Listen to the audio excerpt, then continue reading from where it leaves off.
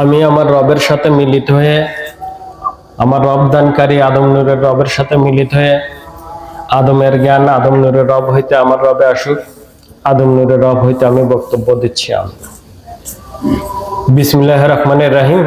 সকল প্রশংসা সেই মহান আল্লাহ পাকের, যিনি আমাদের সেই আদি পিতাকে সৃজন করে তার নিজ ভাণ্ড থেকে ফুৎকারে আত্মা দিয়ে জীবিত করেছিলেন, আর জীবিত হয়ে সঙ্গে সঙ্গে বলে উঠেছিলেন আলহামদুলিল্লাহ।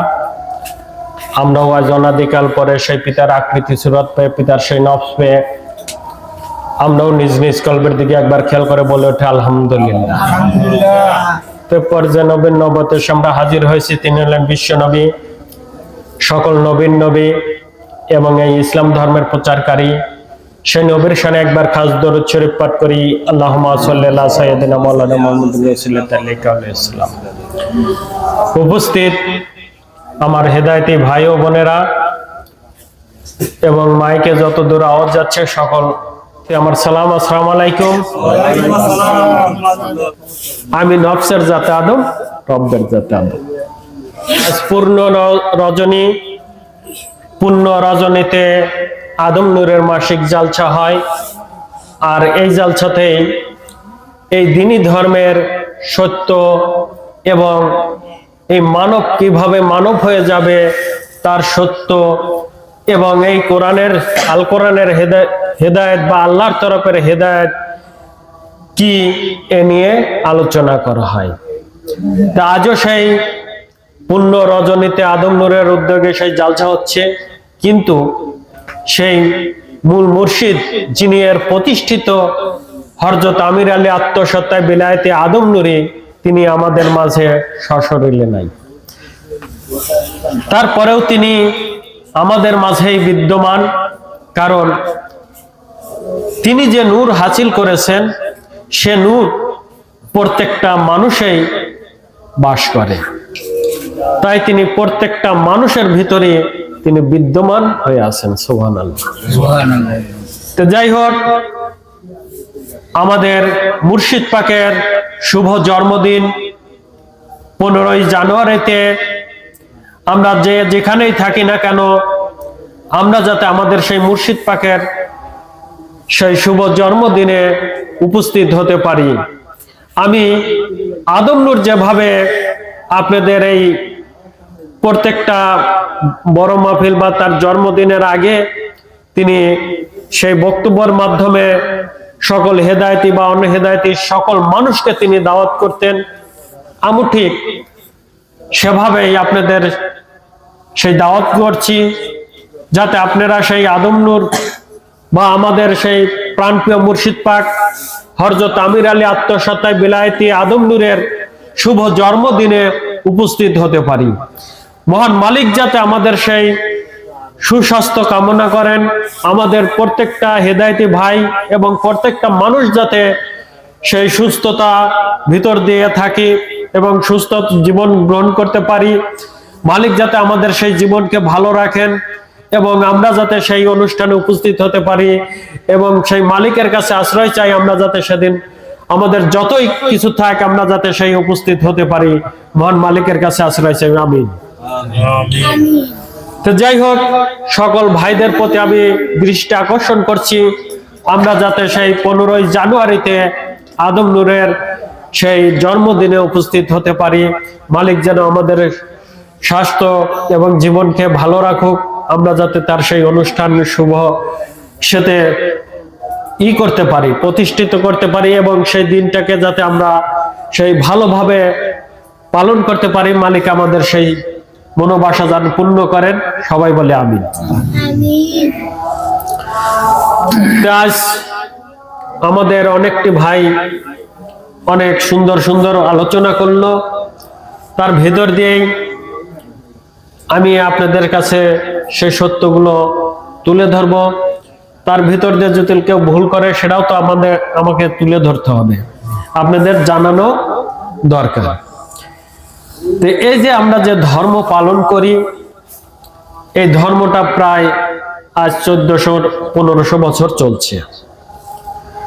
এই ধর্মটা 1400-1500 বছর হয়তো চলছে নাকি? এই ধর্মের বয়স মোটামুটি এরকম। এই ধর্মের মূল কিতাব হলো আল কোরআন, নাকি?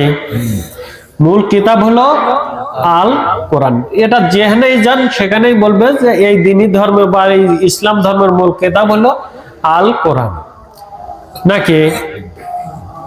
এর ভিতরে দেখা যায় যে আরো 3টা কিতাব এখন আছে, সেটা হলো আজমা, কিয়াস, ফিকহ।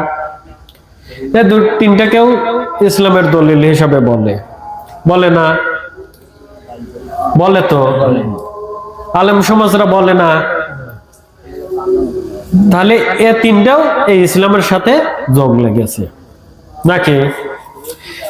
আপনারা দেখেন, যারা সেই কোরআনের হাফেজ হয় তাদের কোনো দাম নাই, যারা সেই আজমা কিয়াজের হাফেজ হয় তাদের অনেক দাম।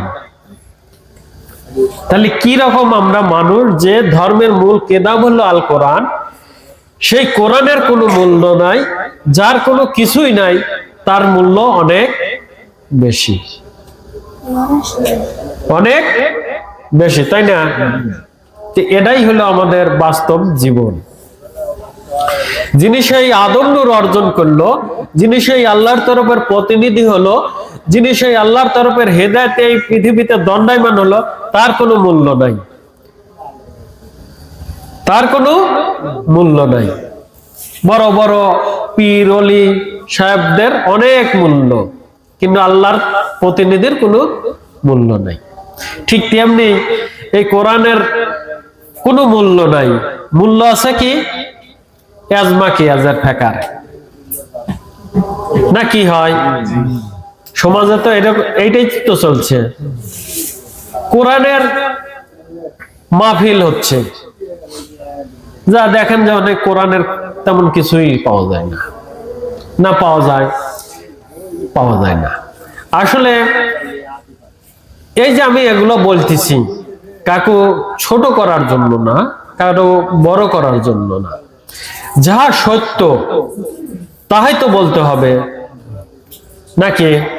আমি যদি সেই কোরআনের অনুসারী হই, আমি যদি সেই বিশ্ব নবীর ধর্ম অনুসারী হই, তাহলে সেগুলো তো আমাকে বলতেই হবে বা সেগুলো আমাকে মানতেই হবে, না এর ভিতরে আমার অন্য কিছু আইনে চলতে পারবো? সেগুলো করলে কি আমি সেই বিশ্ব নবীর আদর্শ বা সেই বিশ্ব নবীর হুকুম মতো মেনে চললাম, বা সেই কোরআনের হুকুম মতো কি মেনে চললাম কিনা? তাহলে এই প্রথমেই এই কোরআন কি আনেছে যে আমার তরফের হেদায়েত, বা মহান আল্লাহ পাক বলছেন আমার তরফের হেদায়েত তোমরা গ্রহণ করো, না কি বলেছে? কোরআন প্রথমেই বলেছে আমার তরফের হেদায়েত। কোরআনে বলতেছে আমার তরফের হেদায়েত। কে বলতেছেন? মহান আল্লাহ পাক। যে আমার তরফের হেদায়েত যদি তোমাদের কাছে পৌঁছায় সেই হেদায়েত গ্রহণ করো, এই হেদায়েত যদি গ্রহণ না করো তাহলে কাফের, না কি বলেছে? এই কোরআনের হেদায়েত, যে হেদায়েতের মালিক হলেন মহান আল্লাহ পাক। বিশ্ব নবীকেও তো বলা হচ্ছে যে এই হেদায়েতের মালিক তুমি নাও, আমি আল্লাহ, বলা আছে তো। তাহলে এই হেদায়েতের মালিক হলো আল্লাহ। আল্লাহ কি আসবেন? আল্লাহ এই পৃথিবীতে আসবেন না। তাহলে আসবেন কে? তাহলে আল্লাহর তরফের হেদায়েত তো আসবে। কোরআন যদি সেই হেদায়েত না আসে তাহলে সেই কোরআন মিথ্যা হয়ে যাচ্ছে না? যে আমার তরফের হেদায়েত যদি তোমাদের কাছে পৌঁছায় সেই হেদায়েত গ্রহণ করো, যদি সেই হেদায়েত নাই আসে, আল্লাহ যদি না আসে, তাহলে হেদায়েতটা কি হবে?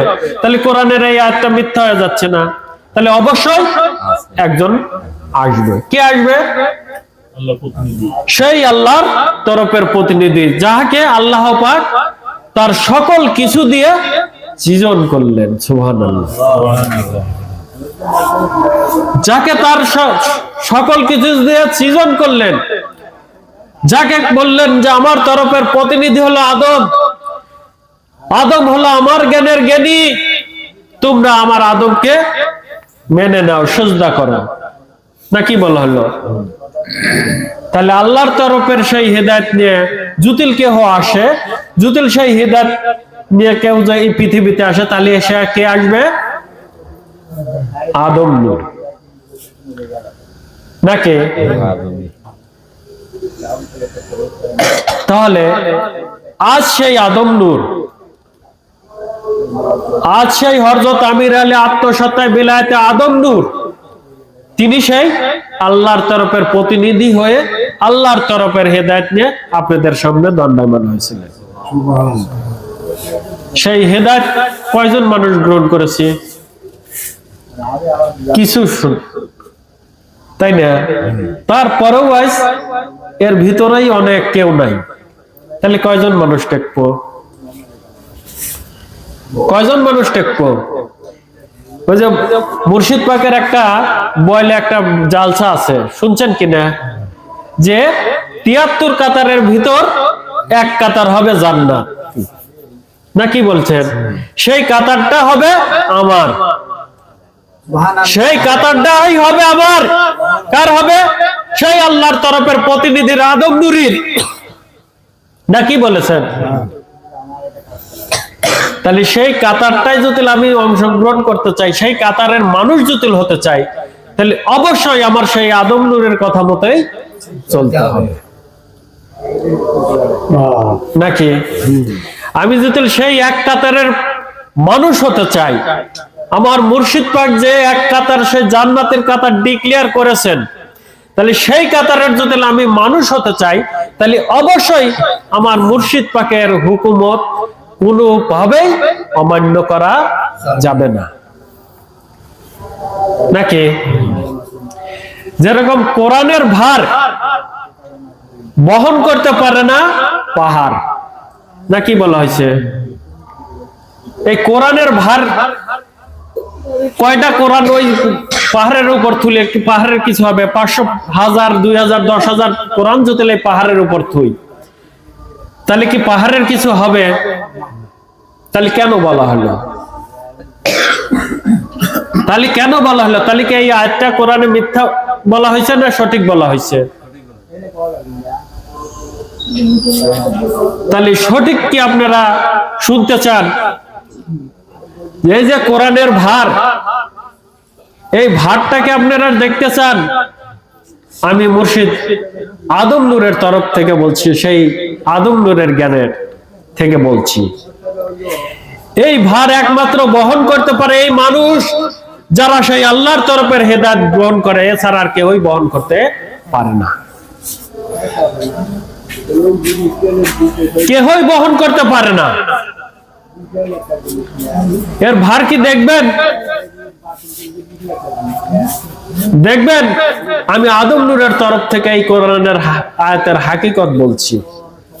আমি নফসের জাতে আদম, রব্বের জাতে আদম। এই কোরআনের ভার এই মানুষ বহন করে যারা সেই আল্লাহর তরফের হেদায়েত গ্রহণ করে। ওই পাহাড় বা অন্য কেউই বহন করতে পারে না। একটা মানুষ ৫০০ হান কোরআন বাইদে দিল্লি মাথায় নিয়ে যেতে পারবে না? পারবে তো, এমনও মানুষ আছে, ১০০০ হানও পারবে। কিন্তু যারা সেই আল্লাহর তরফের হেদায়েত গ্রহণ করে নাই, তারা এই ভার বহন করতে পারেন। ৫০০কে ১০,০০০ খান কোরআন মাথায় করে নিয়ে গেলে ওই ভার না। কোরআনের দায়িত্ব ভার, কোরআনের দায়িত্ব ভার অন্য কেউই বহন করতে পারে না, একমাত্র পারে যারা সেই আল্লাহর তরফের হেদায়েত গ্রহণ করেছে তারা ছাড়া। তারা ছাড়া কেউই এই ভার গ্রহণ করতে পারে না। কোরআনে কি বলেছে? তোমার হাত দ্বারা চুরি করো না। একটা ভার, একটা ভার দেন তো প্রত্যেকটা মানুষই চলতেছে। এই ভারটা কি কেউ বহন করে চলতেছে? যারা সেই হেদায়েত নিয়েছেন আদম নূরের কাছ থেকে, তাদেরকে বলা হয়েছে তুমি এই হাত দ্বারা আর কখনোই অপকর্ম করতে পারবে না, চুরি, অসৎ, সুদ, ঘুষ, এই হাত দিয়ে কোনো কিছু করতে পারবে না। তাহলে ভারটা কার? কোরআনের না? তাহলে এই কোরআনের সেই হাতের ভারটা এই হাতে আমার লাগিয়ে দিয়েছেন। কেন লাগিয়ে দিয়েছেন? আদম নূরের মুর্শিদ দেয়নি? দিছে কিনা? তুমি তোমার মুখ দ্বারা মিথ্যা, অসৎ, ধোকা ফাঁকি বলো না। এই যে কোরআনের ভার প্রত্যেকটা হেদায়েতের মুখে লাগিয়ে দিয়েছেন, তোমরা বহন করতেছো। তুমি যদি এই ভারকে ফেলে দাও, তুমি যদি মনে করো যে এই ভারটাকে আমি কমাবো, তাহলে তোমার সেদিন এই জবান থাকবে না। দেখেন তো দিছে কিনা প্রত্যেকটা হেদায়েত থেকে, দিছে কিনা, দেওয়া হয়েছে কিনা? যে আজ থেকে তুমি মিথ্যা, ধোঁকা, এই জবান দিয়ে যাতে ধোঁকা বের না হয়, মিথ্যা বের না হয়। তা কি বলেছে? এক জায়গায় যাইতে চাইলে গেলা না, এটা কি হলো? ফাসেক হলো না? এই জবান যাতে ফাসেক না হয়, তাহলে এই ভারটাকে প্রত্যেকটা হেদায়েতকে লাগিয়ে দিয়েছে। দেখেন আর কারো কাছে হাতে নাই, না আছে? অন্য মানুষের সাথে আছে? কোন মানুষের সাথে নেই। তারা যা খুশি তাই পারতেছে, কিন্তু আমাদের সেই কোরআনের ভার লাগিয়ে দিয়েছেন মুখের। সেই কোরআনে যে মুখ, এই জবানের ভারটা দিয়েছেন, সেটা আমাদের মুখে লাগিয়ে দিয়েছেন, দেয়নি? তোমার পা দ্বারা অসৎ পথে হেঁটো না, কোরআনেরই তো ভার। আরেকটা না কি বলেছে? যদি হাঁটো তাহলে তোমার এই পাকে কেটে নেওয়া হবে। এই ভারটা দেখেন তো লাগিয়ে দিয়েছেন কিনা মুর্শিদ আদম নুরি? দিছেন তো। তাহলে এই ভারটাকে বহন করতেছে যারা সেই হিদায়াত গ্রহণ করেছেন, তারা ছাড়া কেউ বহন করতেছে না। তাহলে কোরআনের যদি সেই গুণটি মেনে চলে, কোরআনের সেই ভার যদি বহন করতে পারে, একমাত্র যারা সেই আদম নূরের কাছ থেকে সেই আল্লাহর তরফের হিদায়াত গ্রহণ করেছেন, তারা ছাড়া ব্যতীত আর কেউই করেন না। সুবহানাল্লাহ, সুবহানাল্লাহ করেন। তুমি চোখ দ্বারা কোনো খারাপ দেখো না, এটাও তো কোরআনের একটা ভার, ভার না? তাহলে এই হিদায়াতের ভিতর দিয়ে তোমার সেই দিনী নূর, দিনকে এই চোখের দ্বারা যে দেখতেছি, এর ভার এনে লাগিয়ে দিয়েছে না, যে আজ থেকে তুমি কখনোই খারাপ দেখবে না, বলছে না? তাহলে এই ভারটা লাগিয়ে দিয়েছে। প্রত্যেকটা এরকম কোরআনের যত আয়াত আছে, প্রত্যেকটা ভার এই মানুষকে লাগিয়ে দিয়েছে না আদম নূরের মুর্শিদ। সুবহানাল্লাহ, সুবহানাল্লাহ। আমরাই সেই একমাত্র কোরআনের ভার বহন করে চলছি, আর কেউ করে না। পাহাড় কি পারে? পাহাড় কি পারে এই ভার বহন করতে? এই মানুষ কি, এই যে অন্য মানুষ যারা আছে, যারা সেই পীরের তরিক মেনে চলছে, তারা কি ভার বহন করে চলছে? চলে না। তাহলে এই কোরআনের ভার, এই কোরআনের ভার আমরা যারা সেই আদম নূরের কাছ থেকে সেই হেদায়েত গ্রহণ করেছি, প্রত্যেকটা মানুষের কাছে সেই ভার বহন দিয়ে দিছে। যে যেটা মনে করবেন যে আমার ভার হয়েছে, যে যেটা ফেলে দিবেন, আপনার সেই অঙ্গ হানি হয়ে যাবে, আপনি কখনোই সেই অঙ্গকে ধরে রাখতে পারবেন না। আর যখনই আপনার একটা অঙ্গ হানি হয়ে যাবে, তখনই আপনি সেই 73 কাতারের সেই এক কাতার আমার মুর্শিদ পাক যা বলেছে, সেই কাতারের মানুষ হতে পারবেন না, কারণ আপনি পূর্ণ সুরতি না। সত্য কি মিথ্যা? সত্য বলতেছি নাকি মিথ্যা বলতেছি?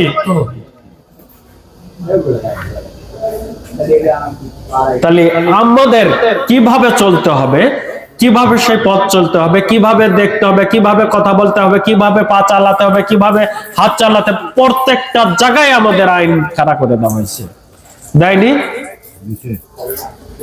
এবং তার জ্ঞান বুঝেও এনে দেওয়া হয়েছে, দেওয়া হয়নি? তাহলে অবশ্যই আমাদের সেই ভার বহন করতে হবে।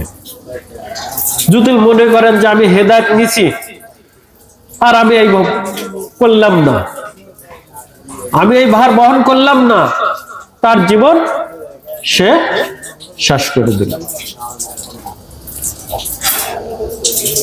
সে শেষ করে দিল, আর কখনোই সে তার সেই পূর্ণ অস্তিত্ব নিয়ে ফিরে যেতে পারবে না। আর এই যারা পূর্ণ এই ভার বহন করতে পারবে, কোরআনের ভার পূর্ণরূপে যারা বহন করতে পারবে, ঠিক তারাই হবে সেই 73 কাতারের এক কাতারের মানুষ, তাছাড়া কখনোই হতে পারবে না। নাকি এইসব কথা কি অন্য জায়গা হয়? হয় না। হয় কি? আচ্ছা, জানেই না। কোরআনের প্রথম আয়াতে কি বলা হচ্ছে? বিসমিল্লাহির রহমানির রহিম। আমি শুরু করছি আল্লাহর নামে, নাকি? আচ্ছা, আমার কাছ থেকে হিদায়াত নিছে, ওনার প্রথমে শুরু করছেন আউযু বিল্লাহি মিনাশ শয়তানির রাজিম। তাহলে কাকে নিয়ে শুরু করলাম?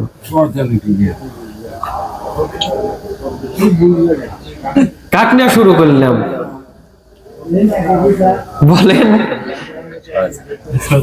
তাহলে এসব ভুল যদি না ধরা যায়, আপনারা তো অনর্গল করবেন। তাহলে আজ থেকে আর কখনোই আউযু বিল্লাহি মিনাশ শয়তানির রাজিম বলা যাবে না। বুঝে আসলো? বুঝে আসলো তো?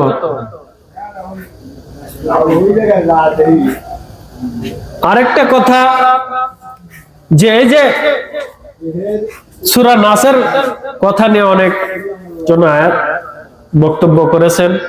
সূরা নাসের ভিতর বলা হয়েছে যে তুমি মানুষের রবের কাছে আশ্রয় চাও, মানুষের রবের কাছে প্রার্থনা করো, মানুষের রবের ইলার কাছে সাহায্য চাও, না কি বলা হয়েছে? কাকে বলতেছেন? বিশ্ব নবীকে না কাকে বলা হচ্ছে? আল্লাহর বাণী তো কোরআন। আল্লাহ যদি বলা হয় যে তুমি প্রার্থনা করো মানুষের রবের কাছে, তাকে কাকে বলা হচ্ছে? নবীকে বলা হচ্ছে। যে পড়তেছে তাকেই বলা হচ্ছে। যে পড়তেছে ওই আয়াতটা তাকে বলা হচ্ছে না। আমি পড়লাম, তাহলে আমি বলতেছি আমি চাই সেই মানুষের রবের কাছে প্রার্থনা চাচ্ছি, মানুষের রবের কাছে আশ্রয় চাও, এটাই বলতেছি তো। তাহলে যে এই আয়াতটা পড়বে তাকেই বলা হচ্ছে তুমি মানুষের রবের কাছে প্রার্থনা করো, মানুষের রবের কাছে আশ্রয় চাও, নাকি? আজ পর্যন্ত আমরা কি চেয়েছি?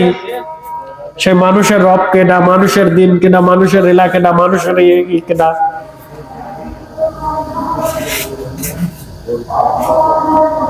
বলেছি কে কেউ যে মানুষের রব বলতে এই, মানুষের এলা বলতে এই, এর কাছে তোমাকে প্রার্থনা করতে বলা হয়েছে? বলছে কে?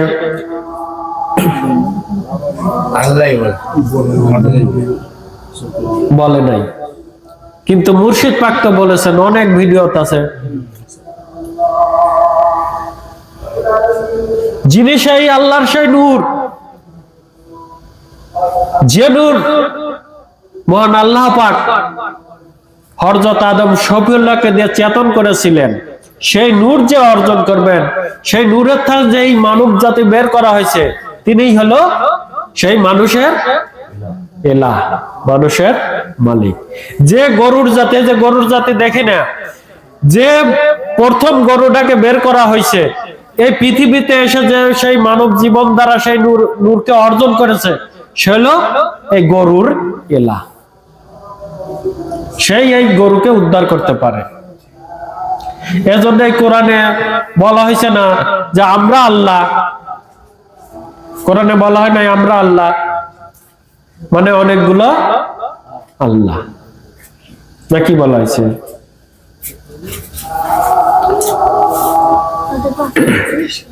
আচ্ছা, আরেকটা কথা কই, সেটা হলো যে আমাদের ভিতরে কেউ বলতেছেন যে আমি আমিরের রব দ্বারা কথা বলি, কেউ বলতেছেন যে আমি আদম নূরের দিন দ্বারা দেখে আদম নূরের রব দ্বারা কথা বলি। আচ্ছা, এখানে তিনি বলেছেন যে আমরা যে দর্শন দেখি, দর্শনটা দেখলে মুর্শিদ পাকে দেখলে কাক দেখি? আমির আলী দেখি না সেই সুরতটাকে দেখি? সুরতটাকে আমির আলীর। যদি সুরত আমির আলীর হয়, সে কি বলছে যে এই সুরতটা আমার? না, বলছে আজ আদমের। কার বলছে? তাহলে ওই সুরতের ভিতর যে নূরটা থাকে, সেই নূরটা আমার ভিতরে আছে। ওই নূর এবং সেই নূর যদি এক জায়গা যায় তাহলে কাকে দেখা যাবে? সেই নূরের যে সুরত, সেই সুরতটা কার? সেই নূরেরই তো, না কার হবে? তাহলে ওই সুরতটা কার দেখা যাবে? চিহ্নিত করার জন্য আমরা পৃথিবীতে চিনি যে এইটা হলো আমির আলীর সুরত বা এইটা হলো আরশাদের সুরত। আমরা মনে করি আরশাদের হাতে যাচ্ছি, আসলে কি ওটা একটা আরশাদ? কোনটা হবে? আমি ঘুমের ভিতরে থাকলাম, আমার দর্শনে চলে গেলাম, কিটা গেল? আমি কি গেলাম? আমার দেহটা তো হেনেই পড়ে রইল, আমার দেহটা তো হেনেই পড়ে রইল। জাহান বলতে আমি এই যে হেনে পড়ে রইলাম, তাহলে কিটা গেল? আমার ভিতরে যে নূর আছে সেই নূর গেল না। তাহলে কোনটাকে দেখা যাবে? কোনটাকে দেখা যাবে বলেন? সেই নূরের যে আকার সুরত, সেই নূরটা যদি আকার সুরত নেয় তাহলে কাকে দেখা যাবে? সেই নূরের যে আকার সুরত তাকে দেখা যাবে। দেখা যাবে যে আমি অমুকে দেখতেছি, কিন্তু ওই সুরতটা তো তার না। মুর্শিদ পাককে বলে নাই যে মানব দেহের ভিতর 2,80,000 নবুয়তের নফস আছে এবং 5টা রিসালাতের মালিকের সেই নূর আছে এবং আল্লাহরও একটা নূর আছে। এই নিয়ে পূর্ণ মানব না বলে নাই? এই নিয়ে তো পূর্ণ করা হয়েছে। এখানে আরশাদ বলতে এর ভিতরে কি আছে, জাহাঙ্গীর বলতে কি আছে, আলাউদ্দিন বলতে কি আছে দেখান তো পান নাকি? যে আমি জাহাঙ্গীর আপনাকে নিয়ে গেলাম। জাহাঙ্গীর নামের কোন সুরতটা আছে বলেন? আরশাদ বলতে কোন সুরতটা আছে, আলাউদ্দিন বলতে কোন সুরতটা আছে বলেন, যে সেই সুরত আপনাকে নিয়ে গেল বলেন?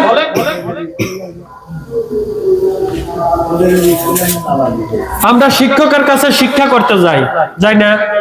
কি শিক্ষা করি?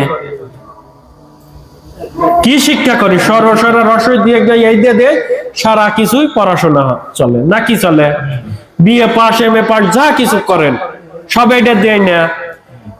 ইংলিশে মাস্টার ইংলিশে যান, ইংলিশের এবিসিডি দিয়ে চলছে না সকল কিছু, না কি দিয়ে চলছে? এই এবিসিডি দিয়ে সকল জায়গায় চলছে, না অন্য কিছু? এখন আমি যদি আপনাকে এবিসিডি পড়াই, এখন ওই ঢাকা যায় যদি এবিসিডি করেন, আমার দেখবেন না এবিসিডি দেখবেন? কাকে দেখবেন? কাকে দেখবেন বলেন? আপনাকে কি জাহাঙ্গীরের ধরতে দিছে, না সেই আপনার ভিতরে যে আদম নূর আছে তাকে ধরতে দিছে? কোনটাকে ধরতে দিছে? সে বলে না যে আমি না, আমার নূর আছে তোমার ভিতরে, আমি তোমাকে সেই নূরের উপর এনে দিয়েছি। তাকে কাকে দেখবেন বলেন? আদম নূরকেই দেখা যাবে। কাকে দেখা যাবে এখন বলেন?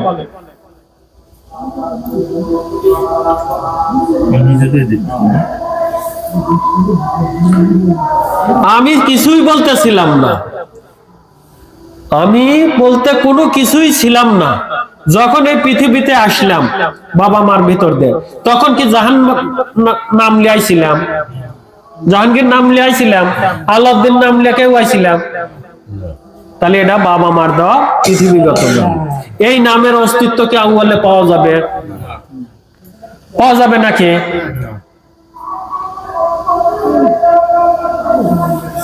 তাহলে এই নামের কোনো কিছু নাই। এই নাম ধরে 1000 দিন ভরা ডাকেন, ওই নামের কোনো কিছু পাওয়া যাবে না। প্রত্যেকটা নুরিতনের একটা করে নাম আছে, প্রত্যেকটা নবীর। এই যে জাতের নবী বলছে না, প্রত্যেকটা জাতের যে মালিক তার একটা করে নাম আছে,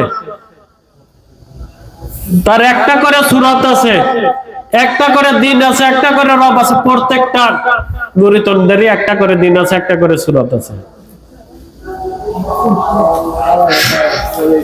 তাহলে সেই নূরকে যদি আমি অর্জন করতে চাই, কোন সেই নূরের জাতে যদি আমি যেতে চাই, তাহলে সেই জাতের নাম ধরে তো দেখতে হবে। না কোনটাকে ডাকতে হবে? আমি আদম নূর হাসিল করব, আমি কি বলতেছি? আমি কি বলতেছি? আদম নূরকেই তো ডাকতেছি। আমি যদি বলি যে ইসে রুহুল্লাহ বলতে কোনো নূর আছে আল্লাহর জগতে? কোনো কিছু আছে? আছে কি না? তাহলে ইসে রুহুল্লাহ বললে হারা জীবন ভর ডাকলেও আমাকে সেই নূরের কাছে নিয়ে যেতে পারবে না? না পারবে? তাহলে ওই ঈসা নূর রুহুল্লাহ যে নূর ধরছে, সেই নূরের একটা নাম আছে, সেই নাম ধরে যদি আমি ডাকি তাহলে সেই ঈসা রুহুল্লাহ সেই জাতে যাইতে পারবো। ঈসা রুহুল্লাহ হারা জীবন ভরা যদি আমি ডাকি কোনোদিনও যাইতে পারবো না। না পারবো? পারবো কিনা? এই পৃথিবীতে মানুষের অনেক নাম আছে, তাই নাকি? হেনে যে আমরা মানুষজন আছি, একজনের নাম একটা নাকি? ভিন্ন ভিন্ন নাম নাই। ধরলাম যে পৃথিবীতে অনেক মানুষ, একজনের নাম 2 জন 5 জন 10 জন 20 জন আছে নাকি? এখন এই জায়গা তো 2 জনের নাম নাই। আর এই জায়গা যদি আমি বলি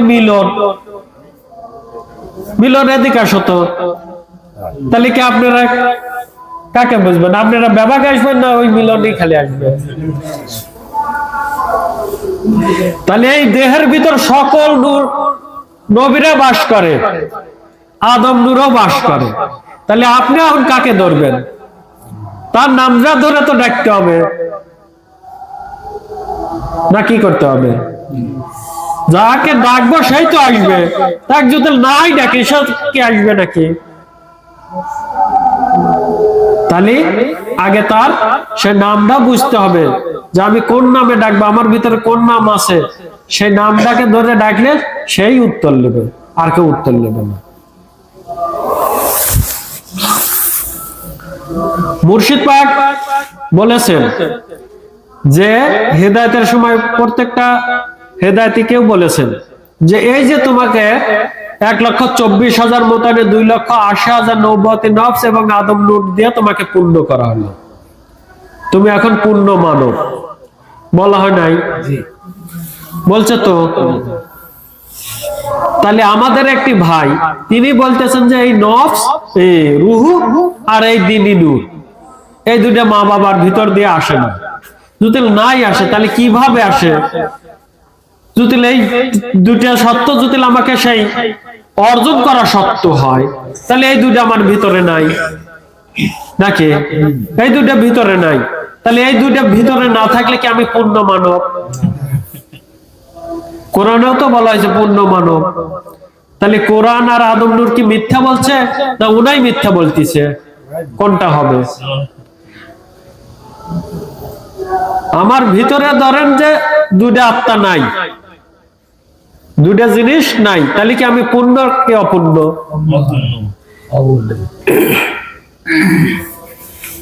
তাহলে মুর্শিদ পাক হয়তো ভুল বলেছেন যে দুটাই সত্য অর্জন করলেন তুমি পূর্ণ হবে।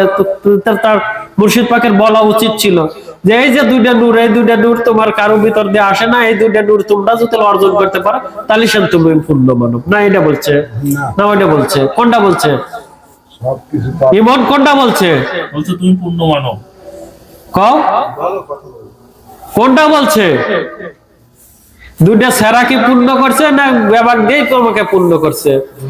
এই ভান্ডের ভিতর, এই ভান্ডের ভিতর যদি কোনো কিছু না থাকে, যদি একটা না থাকে, সারা জীবন ভরা তুমি ওইটাকে ডাকবে, তুমি কখনোই ধরতে পারবে না। বলছে না মুর্শিদ পাক যে এই মানব ভান্ডে যদি সেই অস্তিত্বটা না থাকে, একটা সত্য যদি না থাকে, সেই সত্যের যদি আমি ধরতে চাই কখনোই ধরতে পারবো না, কারণ এখানে তো আমার নাই কেই। তাহলে অবশ্যই আমরা এমন কিছু না বলি যাতে আমার মুর্শিদ পাকের কথার সাথে অ্যাটাক করে, মুর্শিদ পাকের কথার সাথে অ্যাটাক করে। কোরআনও তো বলেছে এমন হাদিস তোমরা মেনো না যে হাদিসটা কোরআনের সাথে অ্যাটাক করে, সেই হাদিসটা জাল হাদিস। তা কি বলছে? তাহলে যে কথাগুলো আমরা যে যাহাই বলি, যে কথাটা আপনারা স্মরণ করবেন, মুর্শিদ পাকের ভিডিও বারবার দেখবেন, বুঝে আসলো? মুর্শিদ পাকের ভিডিও বারবার দেখবেন, সকল কিছুই এখানে দেওয়া আছে, আমাদের একটা জিনিসও বাদ নাই। আপনারা মনে করবেন যে হয়তো এইটা বলে নাই, ওই কথাটাই দেখবেন যে একটা ভিডিওতে আছে। আপনি মনে করবেন যে এইটা নাই, ওই কথাটাই আরেকটা ভিডিওতে আছে। তাহলে অবশ্যই আপনারা বারবার ভিডিও দেখলেই যে মুর্শিদ পাকের কথার সাথে অ্যাটাক করে, সেই কথাগুলো আপনারা কখনোই দিবেন না। বুঝে আসলো? যে কথাগুলো মুর্শিদ পাকের কথার হাতে অ্যাটাক করে, সেই কথাগুলো কখনোই নিবেন না, কারণ ওই কথাগুলো ফাসেক, ভিত্তিহীন।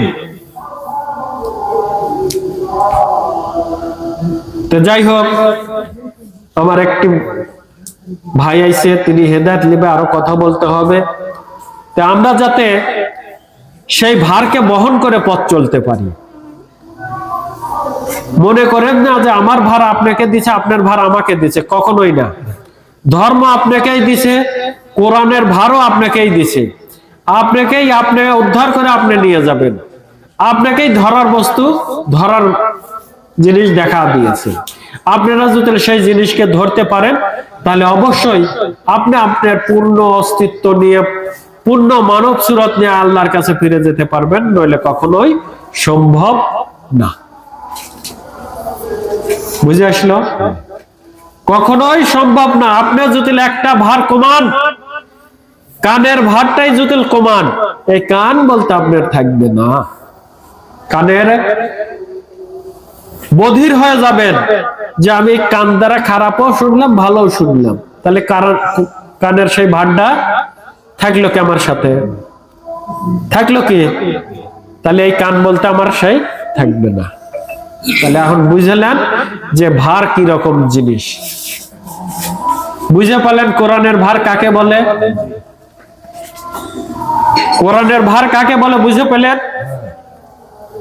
তাহলে মনে করেন যে আমরা যারা সেই হেদায়েত গ্রহণ করেছি, আমরা যারা সেই আদম নূরের কাছ থেকে সেই আদম সুরত কামাই করার জন্য যে পথ রচনা করে দিয়েছেন, সেই ঈমান এনে দিয়েছেন, ঈমান এনে দেওয়ার পরে আমাদের সেই পূর্ণ সেই কোরআনের ভিতর নিক্ষেপ করা হয়েছে, করা হয় নাই? তাহলে কোরআনের ভার আমাদের প্রত্যেকটা হেদায়েতের কাঁধে তুলে দেওয়া হয়েছে। আমরা যদি এখান থেকে কেউ মনে করে যে এই ভারটা কমাবো, তাহলে সেই অঙ্গহানি হয়ে আখিরাতে ফিরে যাবে। তাহলে অবশ্যই আমাদের জ্ঞানে বুঝে আনতে হবে, জ্ঞানে বুঝে এনে পথ চলতে হবে, আমরা যাতে আমাদের সেই পূর্ণ সেই ভার বহন করে পথ চলতে পারি, পূর্ণ ভার বহন করে আমাদের পূর্ণ অস্তিত্ব রক্ষা করতে পারি, পূর্ণ কোরআনের হুকুমত মেনে আমি যাতে আমার পূর্ণ আদম সুরত কায়েম করে যাতে তহাকন্যা হরজতা জিনু আর আমরে আদম নূরের মহরত হয়ে যাতে জীবন লাভ করতে পারি। সবাই বলে আমিন। এই বলেই আজকের বক্তব্য আমি এখানেই শেষ করছি। সুবহানাল্লাহ বিহামদিহি সুবহানাল্লাহ আযীম। সবার প্রতি আমার সালাম, আসসালামু আলাইকুম।